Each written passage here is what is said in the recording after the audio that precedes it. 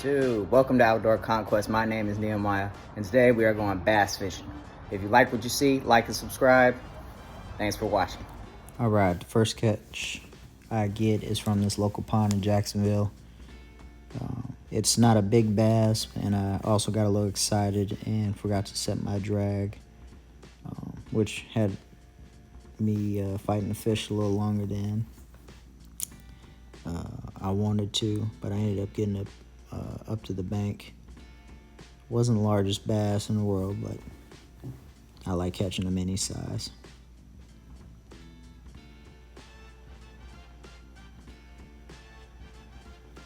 Now I'm working my way down the bank using a 2-inch crankbait, and end up catching another fish using a slow to medium retrieve.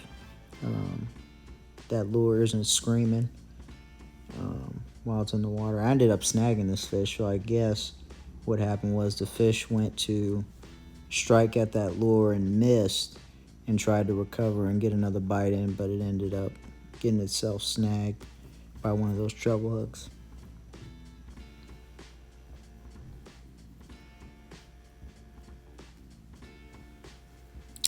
The next fish I get also, I'm using that 2-inch crankbait, and I'm working the shallows, and this one was pretty much instant once I put it in the water.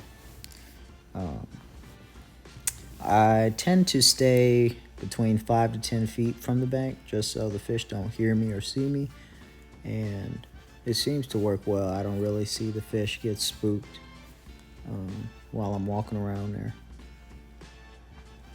It's always amazing how these little fish strike the lure with so much power.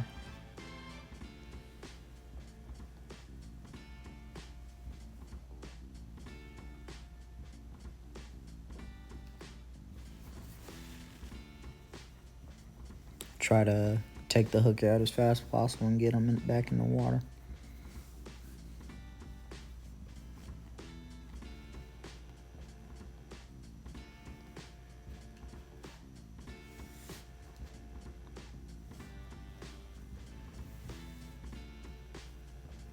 Nice color.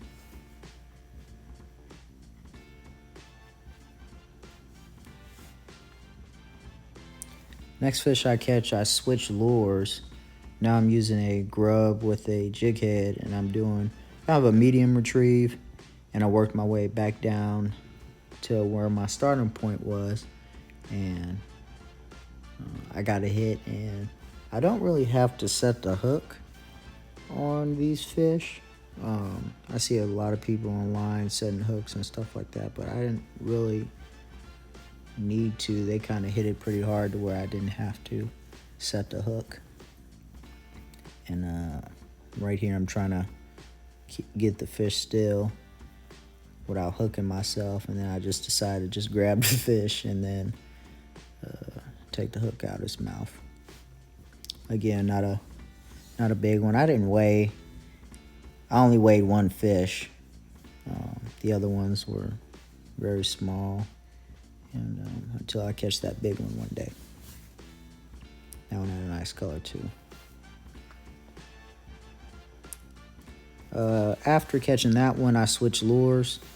I ended up doing another jig head, but this time I put a crawfish lure on the end of that one, and those claws right there were doing a fluttering motion, and it provided a lot of action. I thought it was pretty cool to watch in the water once it came shallow enough for me to see the lure.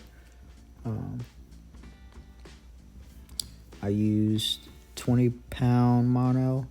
This is also the rod I use for redfish and flounder and trout and pretty much anything. So that's what I had on there. And I used a standard fishing knot, nothing special. The next fish I caught, I worked my way down the pond, and I'm using that jig head with the crawfish on, and it's pretty cool to see this fish because it ended up being my biggest fish, and it jumped out the water a couple times, so I thought that was fun. I remember to set my drag that time.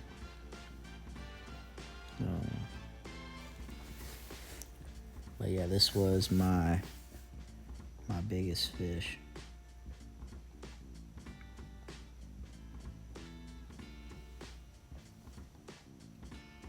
And I try to get the hook out as fast as I can.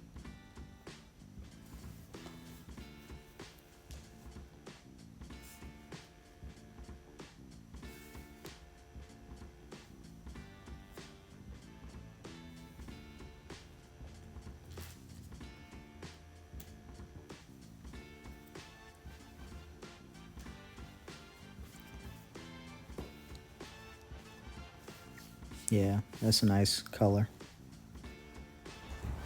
1.9. All right, these were the 3 baits that I used today to catch these bass. Probably like a 2-inch crankbait. Caught 3 bass with this one. This is a grub lure with the jig head on top. Caught another bass with that one. And then another like crawfish lure. I also put a jig head on that one. Just caught me another one too. So in total, 5 bass, 3 lures, and it was a good day.